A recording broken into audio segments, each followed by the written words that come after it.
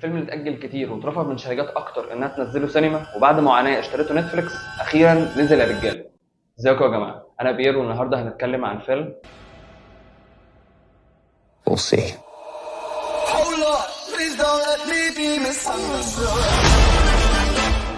الفيلم بطولة جلين باول وادريا اريونا واخراج ريتشارد لينكليتر. الفيلم بيتكلم عن جاري، مدرس في الجامعه بيدرس للطلبه علم نفس، وفي نفس الوقت هو بيشتغل مع البوليس. بيشتغل ازاي بقى؟ دي حته معقده شويه، فركز معايا. هو بيعمل نفسه ان هو قاتل محترف، وبعدين بيقابل عملاء محتملين بيطلبوا منه ان هو يقتل حد معين، ومجرد ما بيتفقوا معاه وبيديله الفلوس بيتقبض عليهم لان هو بيكون بيسجل له. بعدها بيقابل ماديسون، وبعد ما بيقابل ماديسون لحد هنا بقى خلاص كده، وكده اللي جاي يبقى حرق. لو انت جاي ومستني من فيلم هيت مان مشاهد اكشن كتير، فانت مش هتلاقي تقريبا مفيش ولا مشهد اكشن. فاعمل حسابك من الاول وانت داخل. بس اللي هتقابله جوه وانا ما كنتش مستنيه هو فلسفه ودراسه للنفس البشريه تقريبا. الفيلم بيبدا بجاري اللي هو مدرس في الجامعه زي ما قلنا، بس المدرس ده كل مره ما بيجي يقابل عميل بيلبس لبس مختلف عشان يعمل كاركتر معينه. بيعمل الكاركتر دي عشان يقنع العميل، في نفس الوقت بيطبق اللي هو بيدرسه للناس على الحياه العمليه. By the way, my name is Gary Johnson, and I'm a fake hitman. I realize not everyone fantasized about the same hitman. Every sting operation was a performance. This is serious. I am in service business. والتغيير ده مش لبس بس، ده ميك اب وشعر وتاتو ولكنه وكل حاجه. بس التغيير ده بيبقى تغيير سطحي لحد ما يقابل ماديسون اللي هي الشخصيه اللي هتأجره عشان يقتل جوزها. وساعتها التغيير مش هيبقى سطحي بس، ده هيبقى التغيير من جوه كمان في شخصيته. وده اللي الفيلم بيتكلم عنه. وساعتها بقى بيحصل له تغيير. هل بقى التغيير ده للأحسن ولا للأسوأ؟ وهل أصلا إحنا نقدر نحكم إزاي التغيير ده للأحسن ولا للأسوأ؟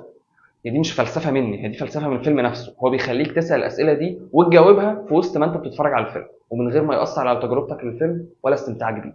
أنا اتفرجت على الفيلم وما أعرفش عنه كتير غير إن هو عليه مشاكل في حقوق الشراء والعرض بتاعه، وهل هو هيبقى فيلم سينما ولا هينزل على ستريمينج سيرفيس.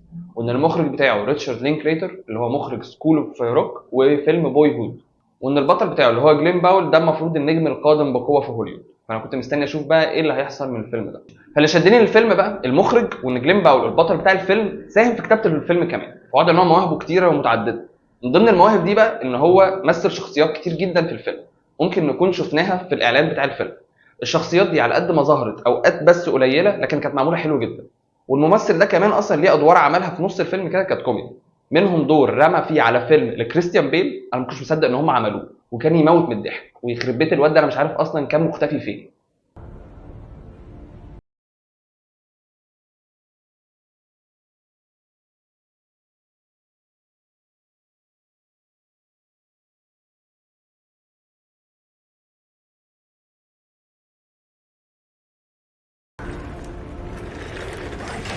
او ده كان لسه كتكوت بقى في الفيلم ده، ووصل وجابها من تحت قوي لحد ما وصل ان هو طلع مع توم كروز في توب جان مافريك. ومن بعدها بقى بطل بيشيل افلام لوحده لحد ما وصل في فيلم ذا هيت مان ان هو يبقى البطل ويقدم فيلم حلو جدا واداؤه كان هو الاحسن في الفيلم.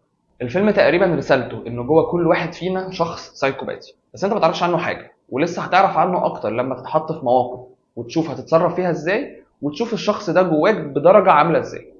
الفيلم فيه شويه فلسفه ودراسه للنفس البشريه معمولين على هيئه انسرتات وشويه فويس اوفر متركبين في الفيلم في الاماكن الصح من غير ما تاثر على تركيزك في الفيلم.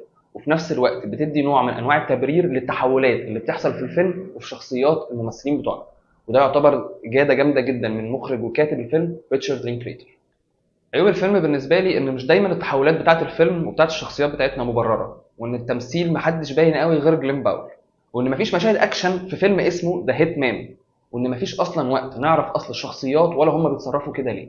لكن ده ما يمنعش ان الفيلم قصته بتشدك من اول لحظه تقريبا، وان هو كتجربه مشاهده مسلي جدا ولكنه مش تافه، وان الممثله بتاعته زي القمر.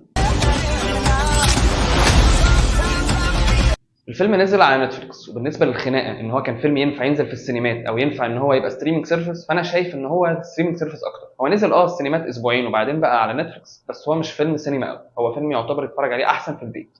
تقييم الفيلم على ليتر بوكس 3.7، وتقييمي انا ليه 7/10. لو الحلقه عجبتك ما تنساش اللايك والشير والسبسكرايب عشان لسه هنتكلم على افلام اكتر. ونتقابل بعدين، سلام.